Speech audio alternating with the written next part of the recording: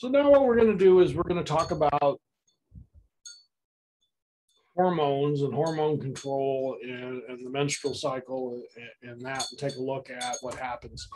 So here is a basic, and this one is actually showing a male, and you can see that not because those are testes, those are pituitary glands sitting underneath the brain, but because the spermatogenesis is down here. Now I want you to know this happens actually both in males and females. They just happen here to show the male control, but both of them do occur. So what I need you to know is where things are made, where these hormones are made, what they're called, and what they do.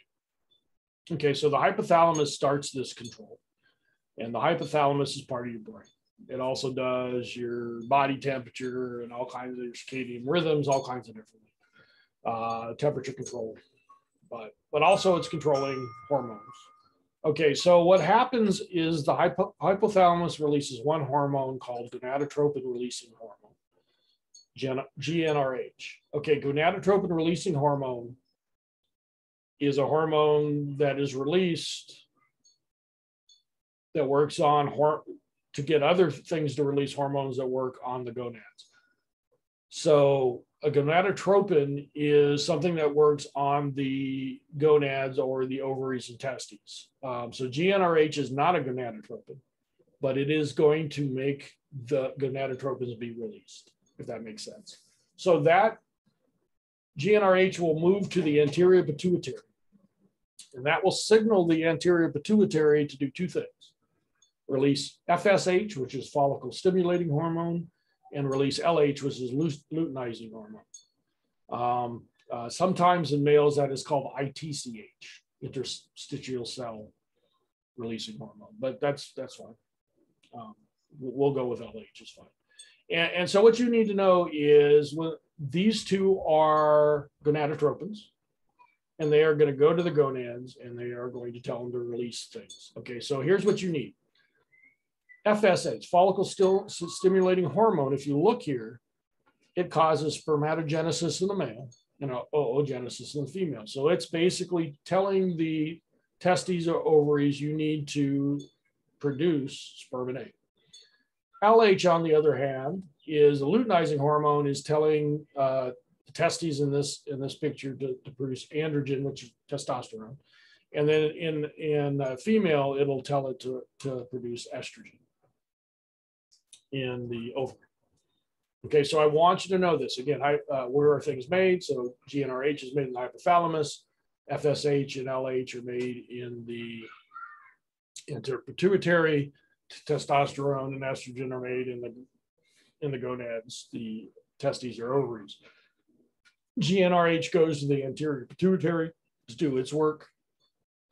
FSH and LH go to the gonads to do its work. Testosterone and estrogen then goes throughout the body to do its work. And you can see the feedback mechanism. So testosterone will tell, if you have lots of testosterone, it'll say, hey, stop making follicle stimulating hormone. Hey, stop making GnRH. So there is feedback in both FSH and LH feedback. All right, let's talk about the cycles. And your book talks about, I always laugh. It really talks about two cycles. It talks about the ovarian cycle and the menstrual or uterine cycle. And I mentioned two cycles, and women start to cry. It's really one cycle. It all happens together. But the cycles are really talking about what are you talking about? What's happening to the ovary or what's happening to the lining of the uterus? So that's why. So we typically talk about the menstrual cycle. And what I want you to know, it's a 28-day cycle typically.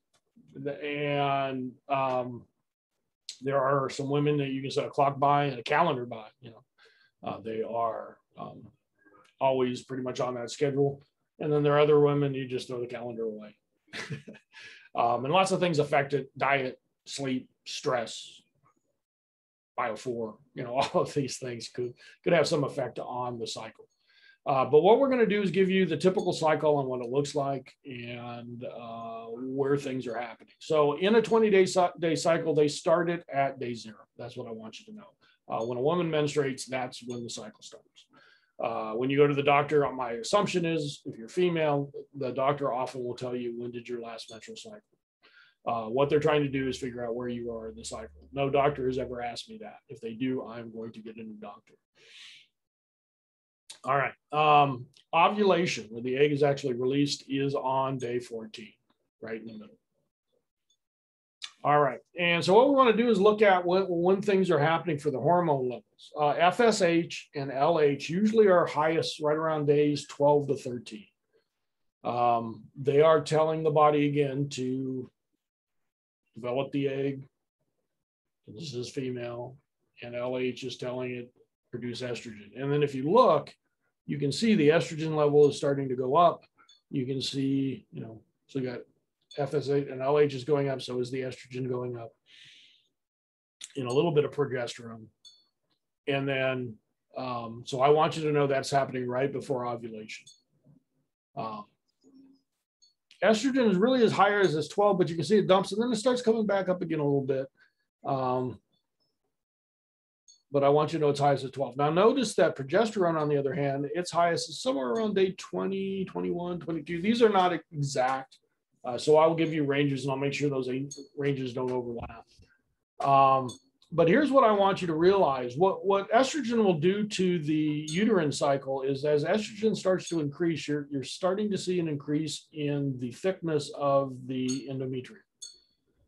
So it starts to build, getting ready for implantation if a female is pregnant. Progesterone, on the other hand, when it starts heightening up, what it does is it vascularizes that. It makes more and more vascular tissue. It's putting blood vessels and things in there, getting, again, ready for fertilization.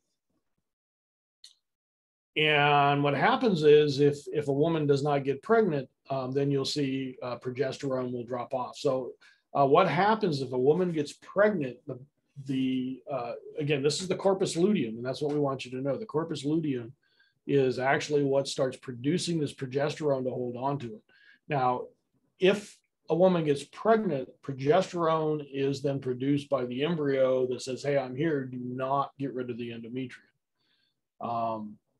And so if you do not get pregnant, that signal, the progesterone level drops, and then life is good.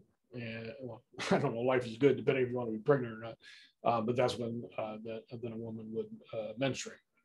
And so you hear PMS, and that's premenstrual syndrome, and that is an actual syndrome. And what I want you to know is it's due to the large drop in progesterone in the cycle. So anytime you have a hormone that just takes a dump, your body feels a little out of whack. So for women, it often means several things. It means it can mean pain. It can discomfort. It could retention of water, mood swings, cravings, typically for chocolate and salty food. I will tell you, males, do not give them that. Actually, it turns out that diet is good, but they actually complex carbohydrates are probably better. And those are starches and things like that. So pasta is very good. And breads and things like that are probably better for some of those symptoms. And then there are drugs, obviously, for the pain and to reduce the water retention. But anyway, all right. And then we'll talk about contraception. I just want to go through, and I actually skipped it with the female.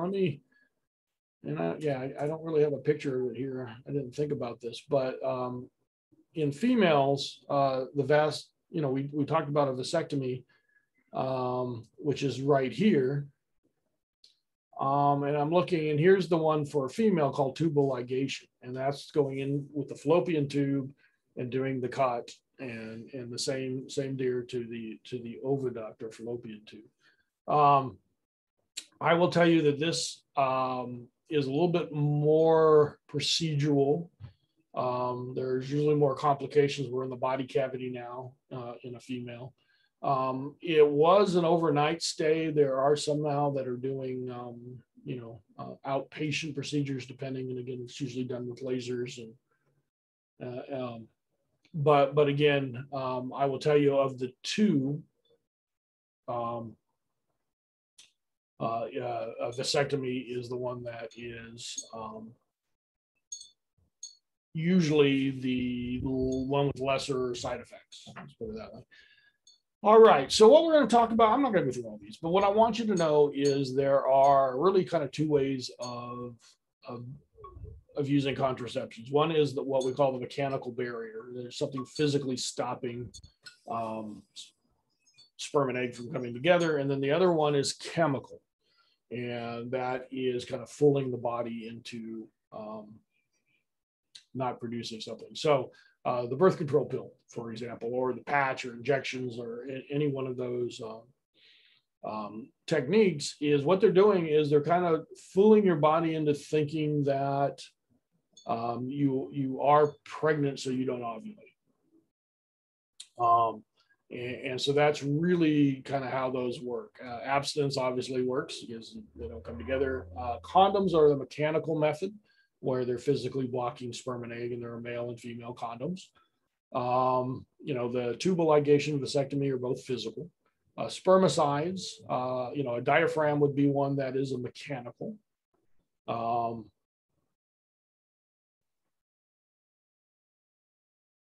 Often used in connection with the spermicide to increase the effectiveness.